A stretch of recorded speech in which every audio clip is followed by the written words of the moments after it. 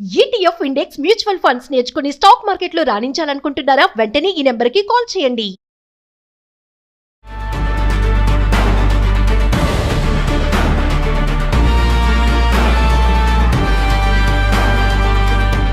నమస్తే, welcome to Suman TV. Present మనతో పాటు సీనియర్ ఐపీఎస్ ఆఫీసర్ రెడ్డన్న గారు. నమస్తే సార్. నమస్కారం అండి. సార్, నందూస్ వరల్డ్ స్కామ్ మనం చాలా వీడియోలో మాట్లాడుకుంటున్నాము. ఇప్పుడు ఈ కేసు లుకౌట్ నోటీస్ కింద జారీ చేశారని అంటున్నారు. ఇంకా ఎఫ్ఐఆర్ కిందే ఉంది అని చెప్తున్నారు. అసలు లుకౌట్ నోటీస్ అంటే ఏంటి, ఏ విషయాల్లో దీన్ని జారీ చేస్తారు అంటే సార్? జనరల్ గా మామూలుగా అయితే లుకౌట్ నోటీస్ అంటే ఒక ఎఫ్ఐఆర్ కట్టిన తర్వాత ఇన్వెస్టిగేషన్ లో వీరు దోషులుగా తేలిన తర్వాత వీళ్ళని అరెస్ట్ చేసి కోర్టు ముందు ప్రవేశపెట్టాలి, ఏ కేసులోనైనా. అదే చేయాలని చూస్తే వీళ్ళు మధుకరు, రమానందన్ వీళ్ళిద్దరూనేమో యూకే సిటిజన్షిప్ ఉంది, వీళ్ళేమో లండన్లోనే ఉన్నారు. కాబట్టి వీళ్ళని తీసుకురావాలి అంటే యూకే సిటిజన్స్ కాబట్టి వాళ్ళను మన పోలీసులు పోదాం అనే దానికి లేదు. ఎందుకంటే ఆ దేశం చట్టాలు వాళ్ళకి అనువర్తిస్తాయి. సో ఆ దేశ చట్టాల ప్రకారమే మనము కూడా, ఆ పోలీసులు కూడా నడుచుకోవాల్సి ఉంటుంది. ఇతని తండ్రి రామ్మోహన్ రావు పేరుని కూడా FA1గా వాళ్ళ నాన్న పెట్టారు.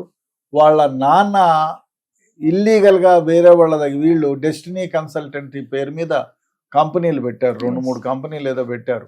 ఆ యూకేలో అకౌంట్స్ ఉన్నాయి, ఇండియాలో వాళ్ళ నాన్న పేరు మీద ఇంకా కొందరి పేరు మీద కూడా అకౌంట్స్ పెట్టి కొన్ని డబ్బులు ఎవరైతే ఫ్రాడ్ చేసి డబ్బులు ఈ స్పాన్సర్షిప్ కోసం, COS కోసం వీళ్ళు ఏమైతే సర్టిఫికేట్ ఆఫ్ స్పాన్సర్షిప్ కోసం డబ్బులు మీకు ఇప్పిస్తాము, ఉద్యోగాలు ఇప్పిస్తాము, మీరు ఇక్కడికి వచ్చేస్తే లండన్ అంతా మీదే, మీకు నెలకు 4 లక్షల నుంచి 5 లక్షల జీతం వస్తుంది, హాయిగా ఫస్ట్ క్లాస్ మాలాగా బిజినెస్ క్లాస్లో ట్రావెల్ చేయొచ్చు అని చెప్పి ఊదర కొట్టి అందరినీ మభ్యపెట్టి మారేడుకాయ చేసి దాదాపు 400 నుంచి 500 మంది నుంచి డబ్బులు రాజేశారు. కొందరు డబ్బులేమో ఇక్కడ వాళ్ళ నాన్న అకౌంటు, ఇంకా వాళ్ళ బంధువుల అకౌంట్ల పేరు మీద డ్రా చేసుకున్నారు. ఆ డబ్బులు డ్రా చేసుకొని వేరే మార్గాల ద్వారా వాళ్ళు డబ్బులు కూడా తీసుకోపోయినారు యూకేకి. సో వీళ్ళని ఇన్వెస్టిగేషన్లో ఇవన్నీ బయటకు వచ్చినాయి. వాళ్ళ ఫాదర్ రామ్మోహన్ రావు అకౌంట్ కూడా సీజ్ చేశారు, ఆ అమౌంట్లు సీజ్ చేశారు, స్టాల్ చేశారు. సో ఇవన్నీ సేకరించారు. ఎవరైతే వాళ్ళ దగ్గర నుంచి మోసపోయినారో వాళ్ళు కొందరు వచ్చి ఇక్కడ స్టేట్మెంట్ ఇచ్చారు. సో ఆ తర్వాత ఏం జరగాలి, వీళ్ళని అరెస్ట్ చేయాలి. సో అరెస్ట్ చేయలేరుగా, ఇక్కడ లేరు కాబట్టి వీళ్ళు లండన్ నుంచి తీసుకురావాలి. కాబట్టి వీళ్ళు ఏం చేస్తారంటే జనరల్గా ఈ మధుకరు, రమానందన్ పేరు మీద వాళ్ళు ఒక లుకౌట్ నోటీస్ ఇస్తారు. లుకౌట్ నోటీస్ ఇచ్చి వీళ్ళు CBI ద్వారా వీళ్ళు ఏం చేస్తారంటే అక్కడ ఉండేటువంటి ఇంటర్పోల్ని అలర్ట్ చేస్తారు. ఇంటర్పోల్, ఇంటర్నేషనల్ పోలీస్ అని ఉంటుంది. అన్ని దేశాల్లో కూడా వాళ్లకు అనుబంధ సంస్థలు ఉంటాయి. మన దగ్గర CID ఉన్నట్టు అక్కడ ఇంటర్పోల్, వీళ్ళు ఇంటర్పోల్కి రాస్తే ఇంటర్పోల్ వాళ్ళు ఈ లుకౌట్ నోటీస్ని ఫలానా వాళ్ళకి చెప్పి ఆ దేశం చట్ట ప్రకారం మన దేశానికి వాళ్ళని అప్పచెప్పాల్సి ఉంటుంది. అదంతా టైం టేకింగ్ ప్రాసెస్.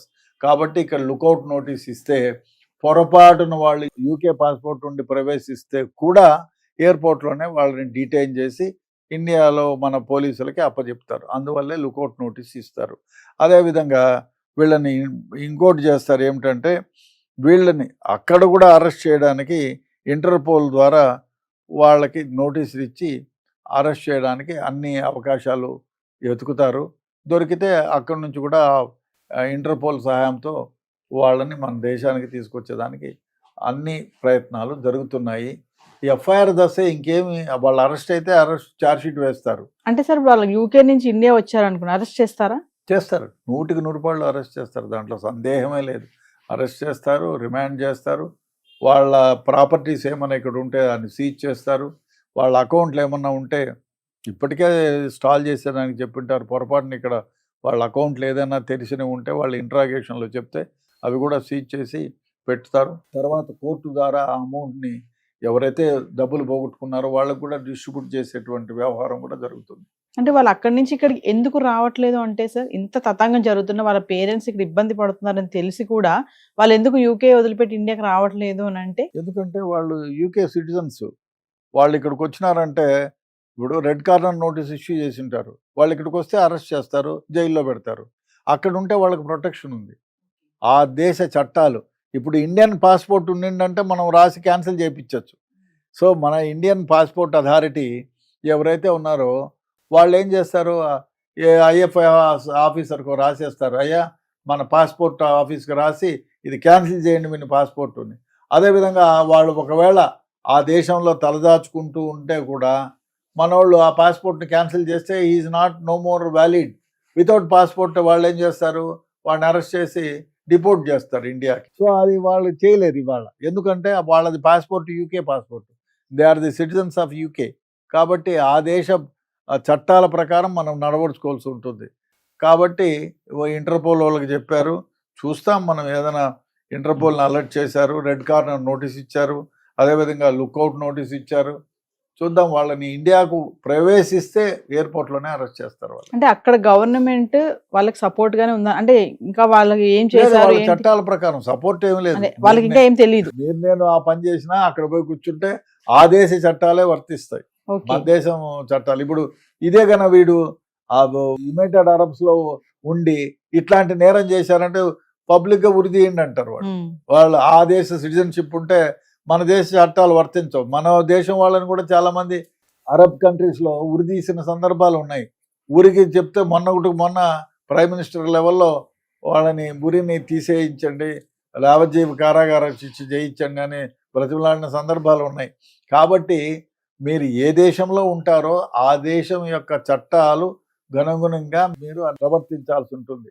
ఆ దేశంలో మీరు తప్పు చేస్తే ఆ చట్టము మీకు వర్తిస్తుంది. కాబట్టి వాళ్ళు ఆ దేశంలో ఉండి ఈ దేశంలో తప్పు చేసినారు కాబట్టి ఈ దేశంలో మీరు తప్పు చేసినా ఆ దేశం చట్టాలే అనువర్తిస్తాయి. ఈ దేశానికి తీసుకొచ్చిన తర్వాత మళ్ళీ ఈ దేశం చట్టాలే మీకు అనువర్తిస్తాయి. ఇన్కేస్ వాళ్ళు యూకే నుంచి ఇండియా వస్తే మాత్రం ఇమీడియట్లీ అరెస్ట్ చేస్తారు, జైల్లో పెడతారు, వాళ్ళపైన ఛార్జ్ షీట్ వేస్తారు, అన్నీ జరుగుతాయి. Thank you.